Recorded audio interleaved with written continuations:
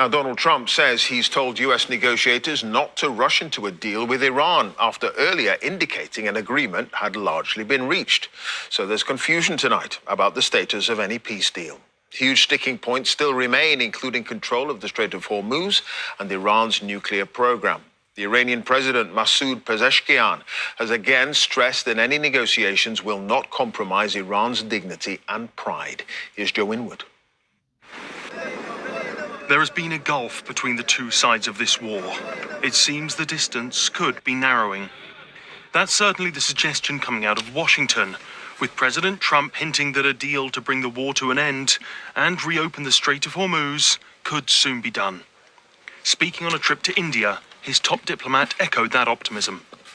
There is the possibility that over the next few hours, the world will get some good news, at least with regards to the Straits and with regards to a process that can ultimately leave us where the president wants us to be. And that is a world that no longer has to be in fear or worry about an Iranian nuclear weapon.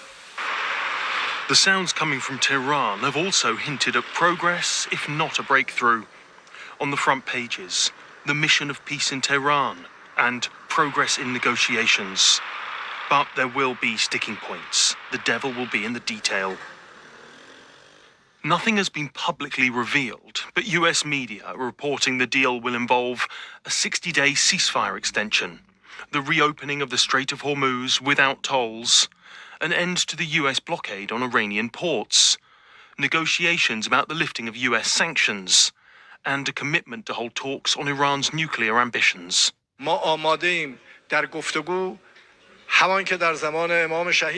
We are ready to assure the world that we are not seeking nuclear weapons. We are not seeking instability in the region. The source of instability is Israel, which is conspiring to keep war, unrest, and division alive.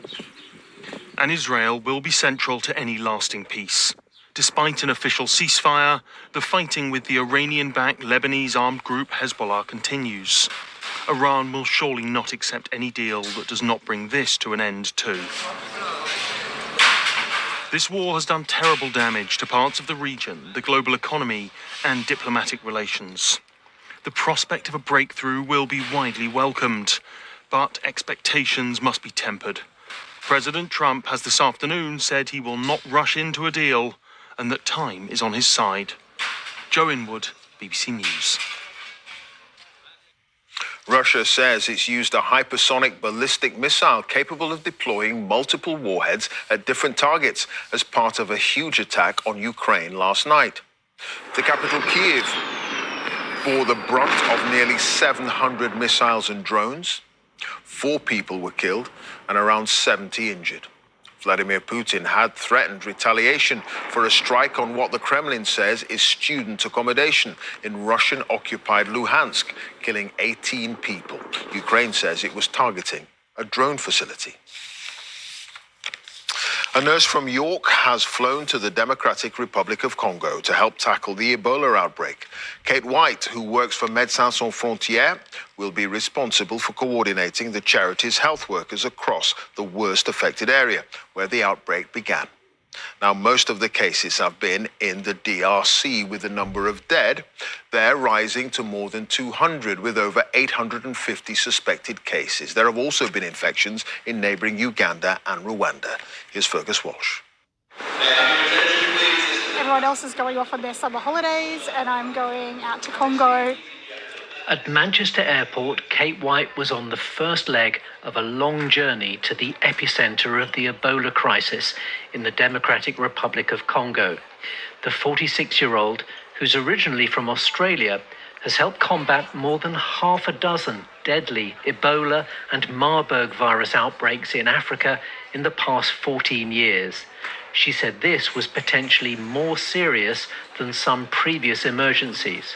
There is definitely more at stake with this, not just for me. I really think, I'm one of the lucky ones. I get to go in, I get to do my job, and I get to come back out again.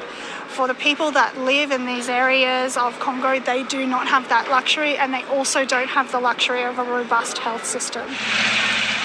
Kate White will be responsible for treatment centres, biosecurity, as well as health promotion and engagement with the local community in Ituri province. I am extremely concerned about the inability to get resources in, whether that be people and moving them around to be able to respond, or the other materials that we need.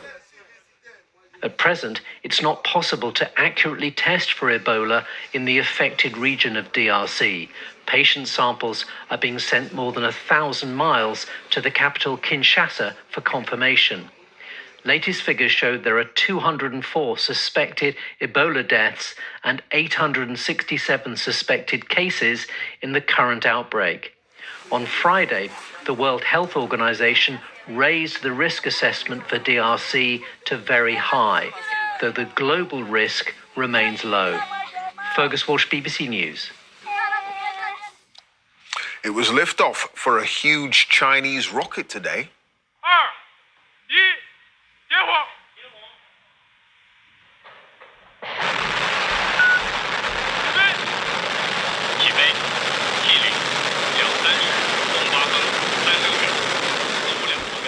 The Shenzhou 23 will see astronauts spend a full year in orbit, a crucial step in Beijing's ambition to send people to the moon by 2030.